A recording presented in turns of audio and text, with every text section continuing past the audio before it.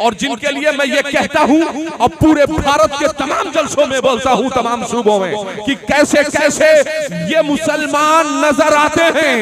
ये मुसलमान से मुराद ये जो 4-5 हजार पर आज भी आपके बच्चों को इश्क़ रसालत की घुट्टियां पिला रहा है। मैं इन उलमा की बात कर रहा हूँ जो मिंबर शरीफ पे बैठे हैं। लॉकडाउन में भी आपके बच्चों को ईमान मुजमल और ईमान मुफस्सल सिखा रहा था। मैं इन उलमा के लिए, मैं किसी भंगारिया सेठ, पीओपी और लकड़े वाले सेठ की तारीफों तौसीफ बयान करने के लिए मिंबर रसूल पे हाजिर नहीं हुआ हूँ।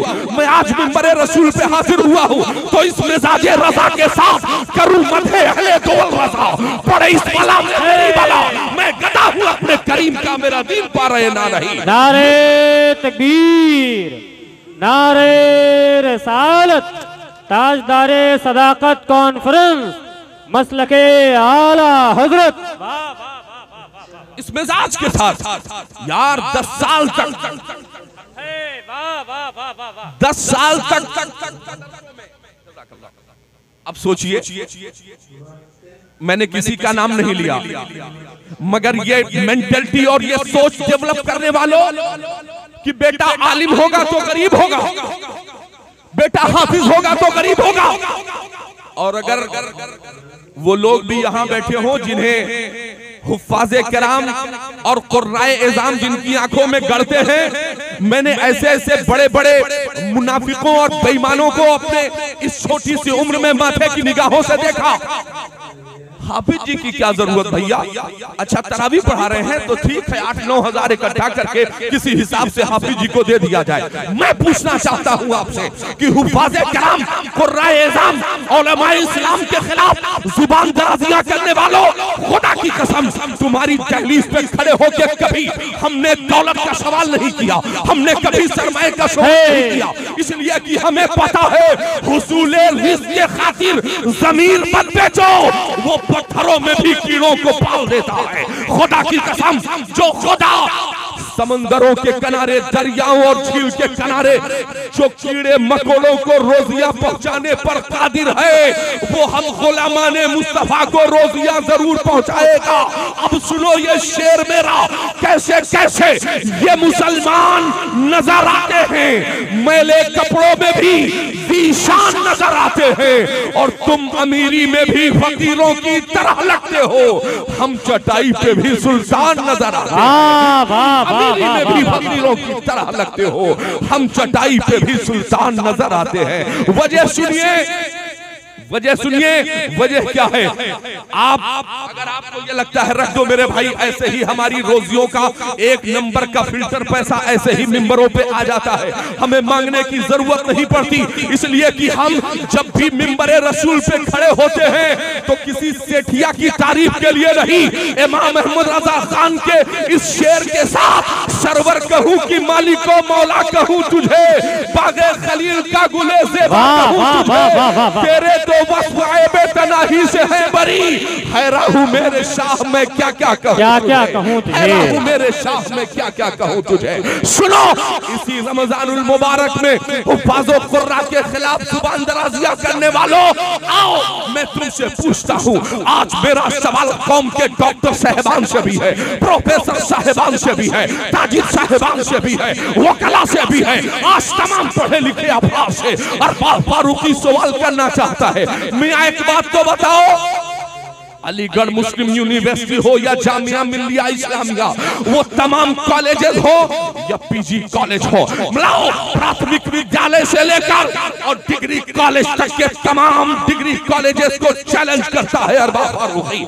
है कोई शोबा, अगर जामिया अलीगढ़ में अगर कोई शोबे हिफ्ज है तो मुझे बताया जाए, अगर जामिया मिल्लिया में हिफ्ज की तालीम दी जाती है तो मुझे बताया जाए, अगर इंटर कॉलेज में अगर शोबे हिफ्ज आपने कायम किया है तो मुझे जवाब दिया जाए, अगर आपने अपने इंटर कॉलेज में अगर शोबे हिफ्ज आपने कायम किया है तो मुझे जवाब दिया जाए।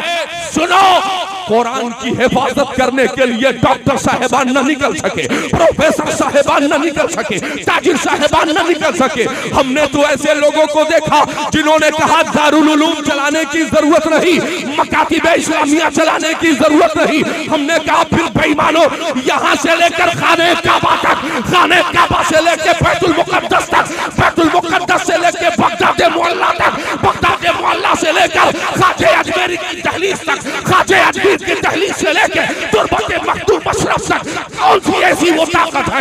जहां जहां जहां जरूरत पड़ी है हमने वहां वहां हाफिज कुरान खड़ा कर दिया, हमने कुरान सुनाने के लिए जगह जगह हुफाज पैदा कर दिए। अब वो शख्स भी हाथ बांध के खड़ा है जो कह रहा था मदरसों को चलाने की जरूरत नहीं है, जो कह रहा था मदारिस इस्लामिया के निसाब में तब्दीली होनी चाहिए। हमने कहा हाँ हाँ मदारिस इस्लामिया के निसाब में तब्दीली होनी चाहिए, मगर ये तरफा नहीं, दो तरफा तब्दीली होनी चाहिए। उन्होंने कहा साहब क्यों? हमने कहा साहब आपका मकसद क्या है? कहा दारुल उलूम में साइंस दाखिल किया जाए। हमने कहा साहब या बिल्कुल दाखिल किया जाए, मैथमेटिक्स दाखिल किया जाए। मैंने कहा ठीक है, इकोनॉमिक्स दाखिल किया जाए। मैंने कहा ठीक है। उन्होंने कहा कंप्यूटर दाखिल किया जाए। हमने कहा ठीक है। तो उन्होंने कहा बात मेरी मुकम्मल। हमने कहा हम दारुल उलूम के निसाब में इकोनॉमिक्स, ज्योग्राफी और अंग्रेजी साइंस दाखिल करने को तैयार है, लेकिन अगर तुम्हारे निसाब को हमारे दारुल उलूम में दाखिल करना जरूरी है तो हमारे निसाब को जामिया मिल्लिया जिंदाबाद जिंदाबाद करना जरूरी है। उन्होंने कहा क्यों? हमने कहा इसलिए ताकि जब तुम्हारा बेटा तालीम याफ्ता हो उसे पता हो नमाज पढ़नी जरूरी है, मगर नमाज जब भी पढ़ी जाएगी तो वफादारे मुस्तफा मुस्तफा के पीछे नमाज न होगी। मगर तुम्हारे बेटे को यह खबर हो हलाल क्या है, हराम क्या है, जायज क्या है, नाजायज क्या है, ये कौन बताएगा?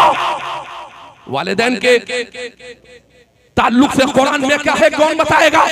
है कोई साइंस की किताब? डॉक्टर साहब मौजूद हैं, इनसे पूछिए। है इकोनॉमिक्स में, ज्योग्राफी में है कोई ऐसी तारीख? अगर ये तारीख मिलेगी तो सिर्फ कुरान में। कुरान के खिलाफ बोलने वालों हमें तो हैरत होती है कि कलमा पढ़ेंगे मुस्तफा का और वारिसी ने अंबिया का मजाक भी उड़ाया जाएगा। कलमा पढ़ेंगे मेरे आका का, नाइबी ने मुस्तफा का मजाक उड़ाया जाएगा। याद रखिएगा इमाम से आगे बढ़ने के लिए आइए ज़िया भाई देखें जमात अहले सुन्नत का अजीम शायर मेरा भाई ज़िया तशरीफ ला रहा है। आए तशरीफ लेकर क्या है हज़रत, गौर से सुनिएगा चूंकि वक्त मेरे पास बहुत कम है। हज़रत अल्लामा मुफ्ती शमसुद्दीन साहब किबला की तकरीर होनी है, हज़रत अल्लामा सैयद अमीनुल कादरी साहब की तकरीर होनी है। मालेगांव से तशरीफ लेकर के आए हैं, सुन्नी दावत इस्लामी के निगरान भी है। आज ये तारीख साफ कॉन्फ्रेंस है, मैं अपने दिल के बोझ को थोड़ा सा हल्का करना चाहता हूँ। खुदा की कसम याद रखना कि लोगों ने कहा भैया ये कौम इमाम साहब के पीछे इतना क्यों पड़ी है? हमने कहा कि ये 5 वक्त नियत ही यही कहती है पीछे से इमाम के, तो पीछे इस इमाम के इतना पड़ी कि मौलाना साहब खाया क्या, मौलाना साहब पहना क्या, मौलाना साहब गए कहाँ? मगर याद रखिएगा चाहे जितना बड़ा सेठिया हो, अमीर कबीर हो, इमाम के आगे सिर्फ जनाजा जा सकता है, जिंदा आदमी नहीं जा सकता है। इमाम के आगे जाने की कोशिश न कीजिएगा। और याद रखिएगा आज भी अगर हमारे उलमा ने अंदाज़े तबलीग को चेंज कर दिया, हमने अपने अखलाक को पहुंचा दिया है रेस्टोरेंट में, हमने अपने अखलाक को पहुंचाया है होटलों में, हमने अपने अखलाक को पहुंचाया है ढाबे में। सोचो आपके यहाँ अगर कोई 18 साल 20 साल का बच्चा नमाज पढ़ने के लिए दाखिले मस्जिद हो जाए, जल्दी से उसने कहा यार कहीं पहली रकात छूट न जाए, वजू किया, भागता हुआ गया, अल्लाहू अकबर, इमाम के पीछे खड़ा हो गया, 2 रकात नमाज मुकम्मल की।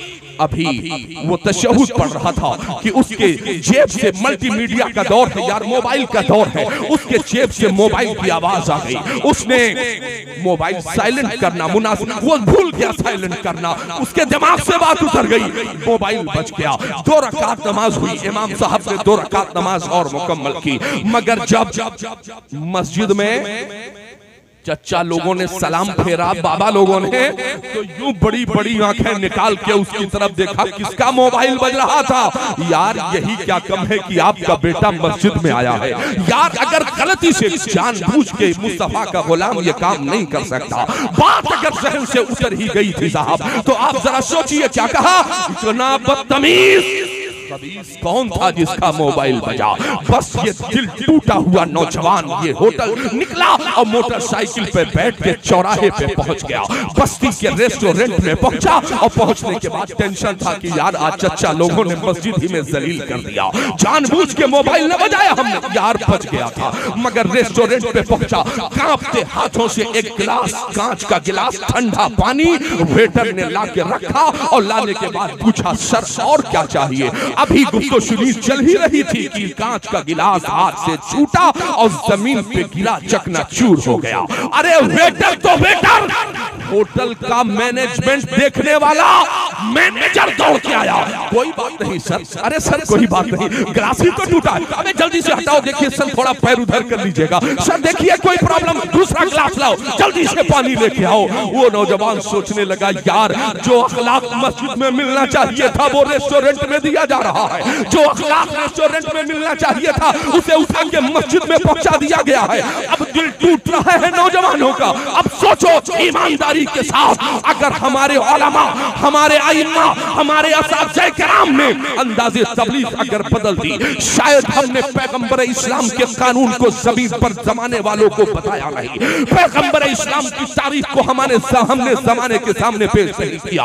हज़रात, मैं 1400 साल पहले का वाक़या आपको नहीं बताने जा रहा हूँ, मैं वाक़या बता रहा हूँ अपनी पैदाइश से चंद दिनों के बाद का। इलाहाबाद की सरजमीन पर मेरी पैदाइश हो रही है। वालिदे मोहतरम पुलिस विभाग में थे और तारीख बताती है, उन्होंने इस वाक़े को मुझे बताया कि एक गैर मुस्लिम रिक्शेवान की बात कर रहा हूं। सुनो, आज मीडिया हो, आज लोकल इंटेलिजेंस यूनिट हो और या खुफिया विभाग के वो जिम्मेदारान हो, मेरी बात को नोट कर रहे, जिस मजहब के खिलाफ आपने प्रोपेगेंडा की जिम्मेदारी दे रखी है, इलेक्ट्रॉनिक प्रेस और प्रिंट मीडिया ने जिस मजहब इस्लाम के माथे पर बदनुमा दाग लगाने की नाकाम कोशिश की है, सुनो, अगर यहाँ खुफिया विभाग के लोग मौजूद हो, अपने मोबाइल को ऑन कीजिए। अरबाज फारूकी उस मजहब इस्लाम का और उस मुकद्दस किताब का मानने वाला है जिसमें कहा गया, मन कतल नफ्सन बिगैरि नफ्सिन औ फसादिन फिल अर्दि फकअन्नमा कतल अन्नास जमीआ। इस पूरे हुए जमीन पर एक कतरा खून भी अगर किसी का नाहक बहता है, ये नहीं कहा आलिम का खून, ये नहीं कहा हाजी का खून, ये नहीं कहा नमाजी का खून, ये नहीं कहा गाजी का खून, ये भी नहीं कहा कि मुसलमान और मोमिन का खून, किसी का खून एक कतरा भी नाहक अगर जमीन पे बहा दिया, कुरान कहता है कतल अन्नास जमीआ, समझ लो पूरी इंसानियत, पूरी मानवता का खून हो गया। मगर मजहब इस्लाम के किरदार और पैगंबर इस्लाम के अखलाक करीमाना को जमाने के सामने हमें रखना ही पड़ेगा। याद रखिएगा, दावत और तबलीग का सिलसिला सिर्फ इन उलमा के कांधों पर मौकूफ नहीं है, ये जिम्मेदारी तो हजरात आपके कांधों पर भी है।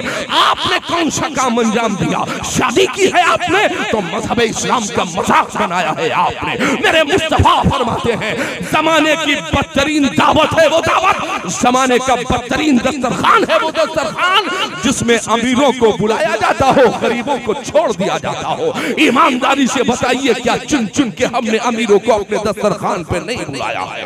हजरात, जरा तारीख इस्लाम को निगाहों के सामने रखें। आज ये सियासी पार्टियां नफरत का लिबादा ओढ़कर जो ऐलान कर रही है ना कि दलित और पसमानदा तबकात को सबसे पहले इंसाफ हमने दिया है, शायद हमने पैगंबर इस्लाम की तारीख को भारत की जमीन पे बताया नहीं। इस पूरे रुए जमीन पर अगर दलितों पसमानदा तबकात के साथ सबसे पहले किसी ने इंसाफ किया है, मुल्के हबश से आने वाले जनाबे बिलाल हबशी के हाथ को पकड़ा है और खाने काबा की छत पे चढ़ा के मस्जिद का इमाम बना दिया। सबसे पहले अगर किसी ने दलित और पसमानदा तबकात को इंसाफ किया है, आमिना के लाल जनाबे मोहम्मदुर रसूलुल्लाह सल्लल्लाहु अलैहि वसल्लम ने। हजरात, अंदाज़े तबलीग को बदलने की जरूरत है। मैं इलाहाबाद की बात कर रहा हूँ। इलाहाबाद की सरजमीन पर एक गैर मुस्लिम रिक्शेवान है। गैर मुस्लिम रिक्शेवान एक बरगद के पेड़ के नीचे, तमाम रिक्शेवान गर्मी का जमाना था, अपने अपने रिक्शे को खड़ा करते और खड़ा करने के बाद आराम करते, फिर 3 बजे 4 बजे वहां से पैसेंजर सवारी लेकर के चलते। मगर हजरात, तारीख बताती है, जोहर की अजान हुई और अजान होने के बाद जितने मुस्लिम रिक्शेवान थे जो नमाजी थे, उन्होंने अपने रिक्शे में लॉक लगाया और दाखिले मस्जिद हो गए। अब गैर मुस्लिम रिक्शेवान रिक्शेवान ने देखा कि अरे यार मैं ही एक कमीना ठहरा कि ये तो सब गए नमाज पढ़ने और मैं हूँ कि अपने माबूदाने बादला की परस्तिश के लिए 5 मिनट भी निकाल नहीं सकता। मार्केट से उसने जरूरी सामान खरीदे, रिक्शे पे बैठा और बड़ी तेजी के साथ अपने इबादतगाह की तरफ चल पड़ा।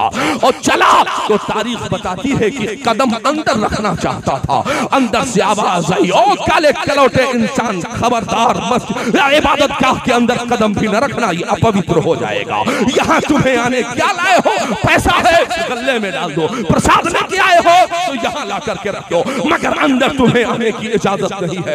हजरात, दिल पे जो चोट लगती है बहुत असर करती है। अपने रिक्शे पे बैठा, वापस पलटा और फिर से जोहर की नमाज अदा करके निकलने वाले मुस्लिम रिक्शेवानों के करीब गया और जाने के बाद उसने पूछा था, ए मेरे भाई जरा 3-4 जो नमाजी हो जरा करीब आ जाओ, एक बात बताओ, तुम रिक्शा चलाते हो मेरे साथ? कहा हाँ यार, ऐसी बात क्यों कर रहे हो? कहा यार तो एक बात बताओ, जब तुम लोग मस्जिद के अंदर जाते हो तो वजू बनाने के लिए कोई अलग जगह है तुम लोगों के लिए? कहा अरे नहीं यार, ऐसी बात क्या है?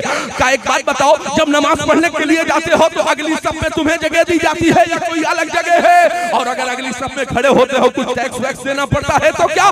तो मुस्लिम रिक्शेवानों ने कहा था ना ना बाबा, यार होटलों पे हम विधायक के कंधे से कंधा मिला के खड़े हो ना हो ये अलग बात है, शाहराहों पर हम सांसद जी के कंधे से कंधा मिला के खड़े हो ना हो ये अलग बात है, मगर वही तो एक खाने खुदा है जहां बगल में एसी रूम में रहने वाला, एसी गाड़ी से चलने वाला खड़ा होता है और कंधे से कंधा मिला के एक रिक्शेवान भी खड़ा हो जाता है। हमें किसी विधायक मंत्री मंत्री संसदी की औकात भी नहीं जो किसी रिक्शेवान से ये कह दे भैया जरा पीछे चलो यार, रिक्शा चलाते हो तुम्हारे पसीने से मुंह आ रहे, अबे पीछे चलो जाओ। या किसी की हैसियत नहीं, अपने वक्त का मुहद्दिस हो, मुफक्किर हो, मुदब्बिर हो, मुकर्रिर हो, कोई भी हो, मगर यह हक हासिल नहीं है कि कह दे ठेला चलाने वाले भैया जरा इधर आ जाओ, मुफ्ती साहब अगली सब में नमाज पढ़ेंगे। ना ना, यह हक किसी को हासिल नहीं है। बस इतना सुनना था। हज़रत अंदाज़े तबलीग को बदल देने की जरूरत है। तुमने अपने बच्चों को नात और मनकबत पढ़ना नहीं सिखाया, इसलिए तुम्हारे बच्चे गाना गाने की तरफ चले गए,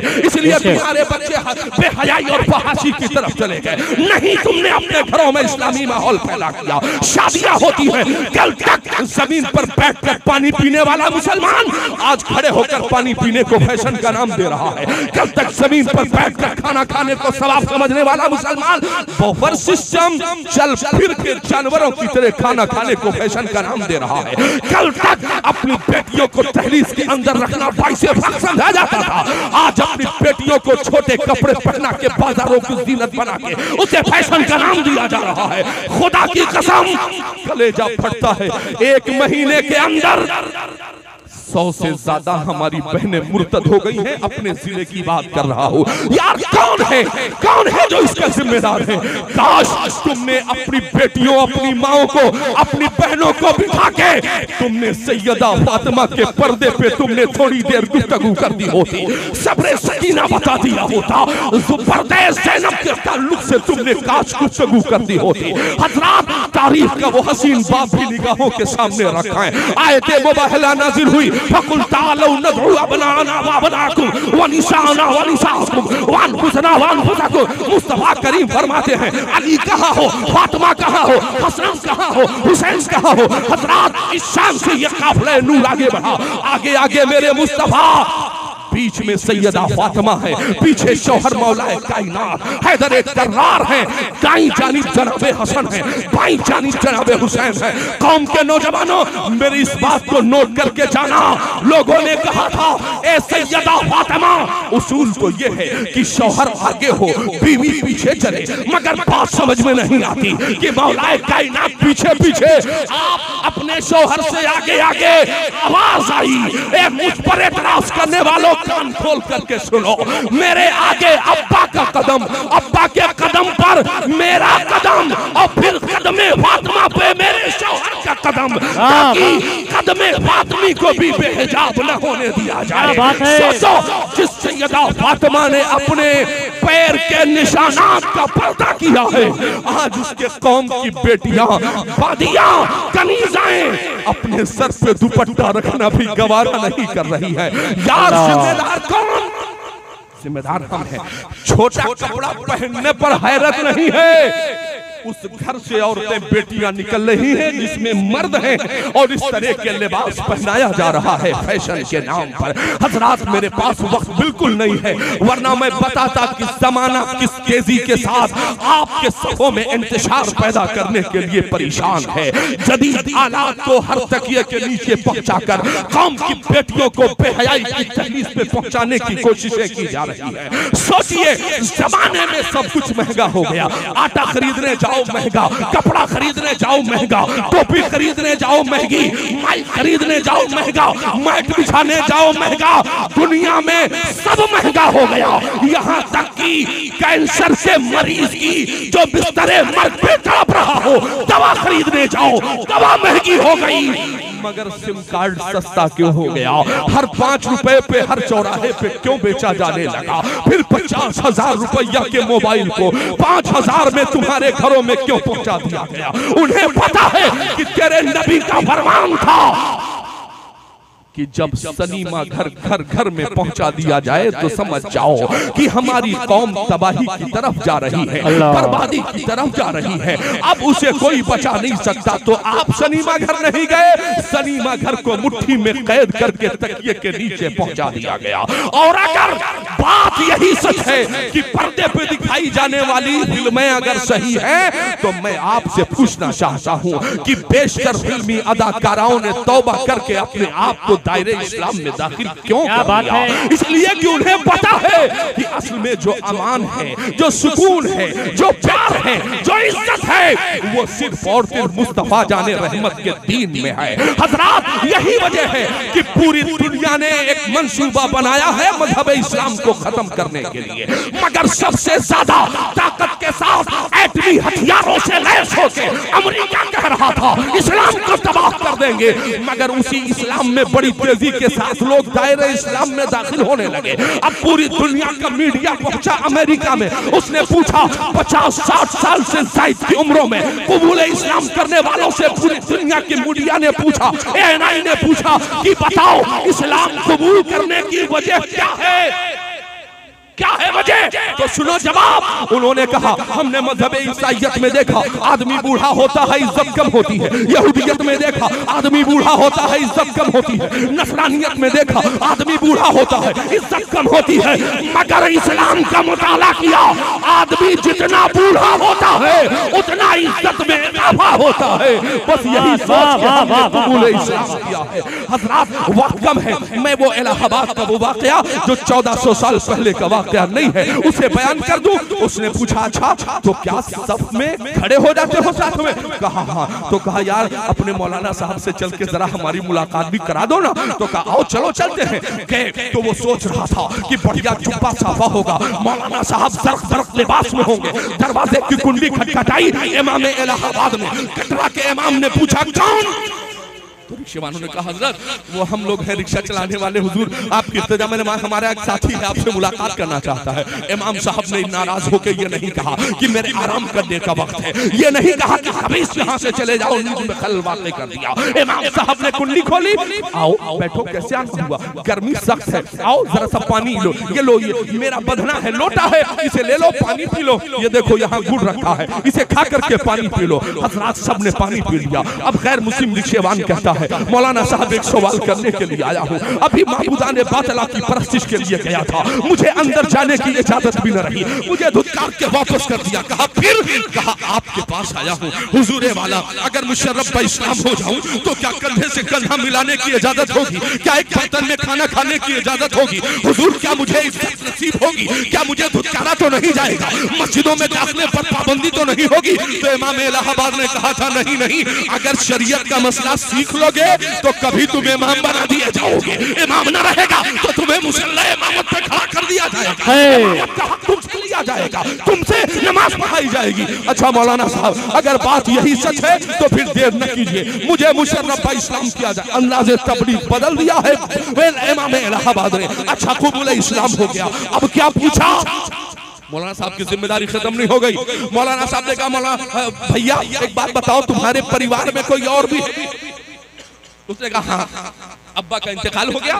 कहा फिर? कहा गुर्बत की वजह से शादी न हुई। एक 85 साल ज़ईफा माँ है जिसकी आंखों से दिखता कम है, चल फिर भी नहीं सकती। कहा फिर कितनी दूर घर है? कहा 15 किलोमीटर की दूरी पे घर है। कहा कब जाते हो मां से मिलने के लिए?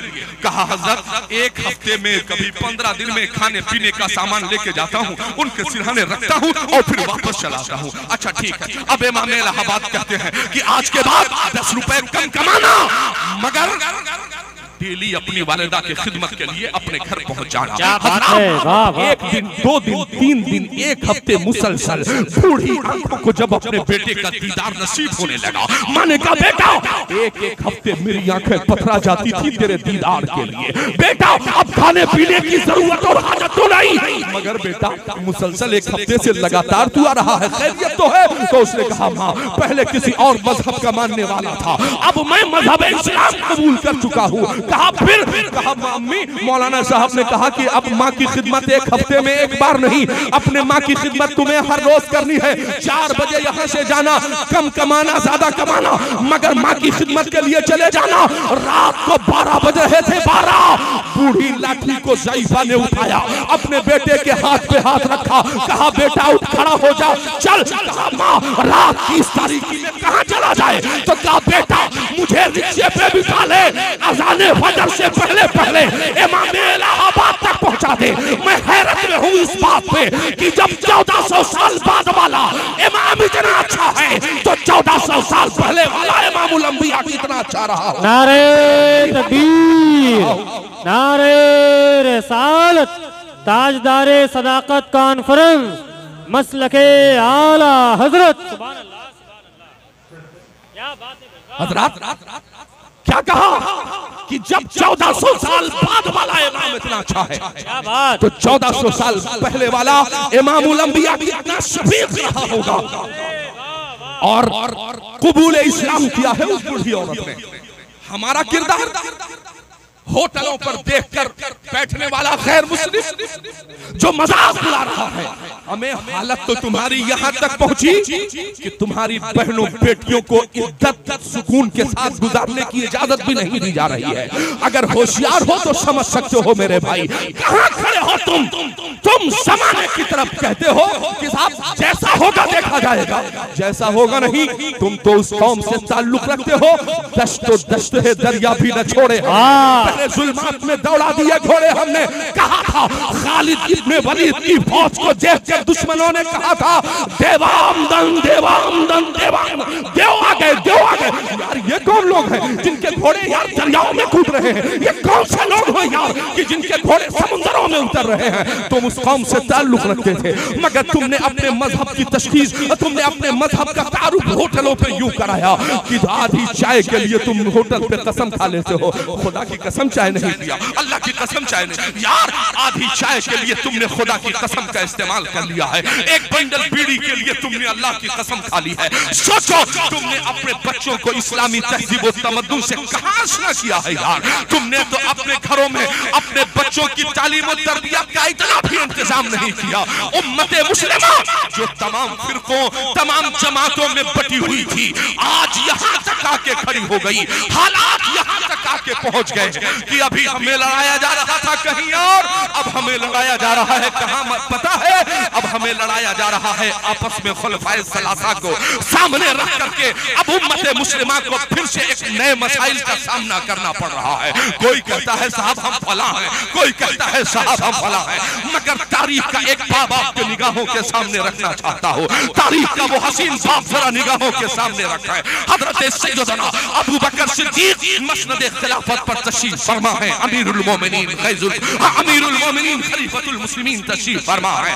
दरवाजे से मौलाए कायनात हैदर करार अंदर दाखिल हुए और दाखिल होने के बाद हजरत अबू बकर ने मुस्कुरा दिया। हजरत अबू बकर मुस्कुरा पड़े। मौलाए कायनात ने देखा, मैं उस मौलाए कायनात की बात कर रहा हूँ जिनसे जनाब जिब्रील अमीन ने पूछा था कितना इल्म है, तो आपने फरमाया था मेरा आज भी वही सवाल है, सलूनी अम्मा शी, तुम पूछो जो पूछना चाहते हो। तो कहा था जनाब जिब्रील अमीन ने एक बात बताइए इस वक्त जिब्रील कहाँ है? तो कहा इसमें कौन सी बड़ी बात है? दाएं देखा बाएं देखा, ऊपर देखा नीचे देखा, आगे देखा पीछे देखा, कहा जिब्रील कहीं नहीं है। तो जो निगाहों के सामने खड़ा है यही जिब्रील है। जरा गौर कीजिएगा, मौलाए कायनात ने देखा जनाब अबू बकर मुस्कुरा रहे हैं। ये ताजदारे सदाकत कॉन्फ्रेंस है ना, तो सुनो, लड़ो मत, दिमाग से काम लो। जमाना तुम्हें टुकड़ों में बांट के फिर तुम्हारा मजाक उड़ाना चाहता है, फिर उम्मत मुस्लिमा को इंतशार के दोराहे पे खड़ा करके फिर तुम्हारे मजाक उड़ाने की तैयारियां चल रही है। मौलाए देखा और हजरत अबू बकर के करीब आके खड़े हुए। हुजूर वाला एक बात बताइए, जब मैं दरवाजे से अंदर दाखिल हुआ तो आप मुस्कुरा पड़े। हुजूर कोई कमी आपने देखी? ना ना, बस जब तुम अली दरवाजे से अंदर दाखिल आए तो मुझे हबीब खुदा का एक फरमान याद आ गया, मुझे मुस्तफा का एक फरमान याद आ गया। कौन सा फरमान? अर्ज करते हैं हजरत अबू बकर सिद्दीक फरमाते हैं, ए अली, जब तुम दरवाजे से अंदर दाखिल हुए तो अबना कलाल का वो फरमान याद आया। मेरे आका इरशाद फरमाते हैं, ए अबू बकर, अली का मकाम वो है कि जो भी दाखिले जन्नत होगा अली अपने हाथों से टिकट तकसीम कर रहा होगा। जो भी दाखिले जन्नत होगा अली अपने हाथों से जन्नती होने का टिकट तकसीम कर रहा होगा। बस इतना सुनना था, मौलाए कायनात मुस्कुरा पड़े। काफी देर तक मुस्कुराते रहे, देर तक। हजरत अबू बकर इरशाद फरमाते हैं, अली मैं हंसा तो सवाल ठोक दिया आपने, अब आप बताओ बात आई गई खत्म हो गई, अब तुम क्यों मुस्कुरा रहे हो? तो कहा था मौलाए कायनात ने, जैसे आपको हबीब खुदा का फरमान याद आ गया ऐसे ही मुझे भी हबीब खुदा का फरमान याद आ गया। वो क्या? मेरे आका ने फरमाया, ए अली, जन्नत में दाखिल होने वालों को टिकट जरूर देना, मगर दिल में झांक के देख लेना, जिस सीने में हुब्बे अबू बकर न हो उसे जन्नत में जनाबे अबू बकर की मोहब्बत ना हो उसे जन्नत में दाखिला मत देना।